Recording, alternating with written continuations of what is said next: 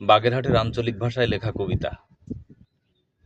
এখন বিয়েতে আর গুয়ো কুচোয় না।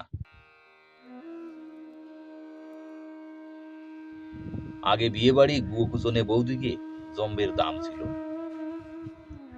গুয়ো ওইরা মেরে কলাম সকলে কুচতি পারে না। কিরাম যে দেখতে লাগতো সেই কুচনে গুয়ো। চেকন চেকন এরে গুয়ো কুচতি বিয়ে বাড়ি ডাক পড়তো গ্রামের অভিজ্ঞ বৌদিকে। এমনকের মতন এরাম খোপের মধ্যে চেয়ার পাতায় কাজ হতো না তখন। ডেকারেটার আইনে ওরাম কায়দায় রে কাপড়ও টানাতো না প্যান্ডেলের মতন। বিয়ে তার কথা পাকা হলেই অমনি গ্রামের জন্মদা লোকজন আসতো, দেখতাম বিয়ে বাড়ি পালায় রে কাঠ চলাতি। আর বৌদিরা কুড়ি মারা আসতো হাঁ খুঁজতি। গল্প এত্তি লাইন দিয়ে হাঁ খুঁজে চলে যেত তারা। 2 দিন দেরি গেড়ে আবার একদিন আসে সেই হা যেত লেফে। রান্নার দিনও যে কি কায়দা ছিল।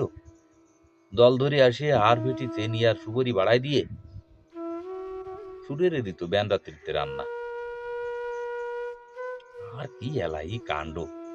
কারো দেখতাম ডেইতি পার দিয়ে কাঁচা জাল বাড়তি, কারো দেখতাম খালি কড়ির মধ্যে মুগির ডাল দিয়ে যাটা শলার তাড়া বান্ধে গুড়তি। আর রান্নার যে কি স্বাদ হতো তা এমন মনের দুঃখ পাওয়া ছাড়া আর কোনো উপায় নেই। তারপর এক সময় আসতো কুটুম্বুরা। কুটুম্বুরা আসলে তাকে যে পান দেওয়া হতো তার মধ্যে থাকতো সেই কায়দা এরে নিবিষ এরে কুচনে সুবরি। কুটুম্বুরা কলাম পান মই দেওয়ার সময় সুবরি কুচনে দেখতো কেউ কেউ খেয়ালে রে। আর সেই সব দিন এখন তো বিয়েই হয় না কতি গেলি। বয়স হলেই নিজেরা দেহে শুনে দুম করে একদিন পলায় যেয়ে থায়। তারপরে সুযোগ মতো আসে নাক কান মলে সমাজে ওঠে। কোনো কোনো জায়গায় শুনেছি মানুষ ডেয়ে সাইডে খাতি উঠে। এরাম বিয়েতে আর গুয়ো কুচবে কখন কদি।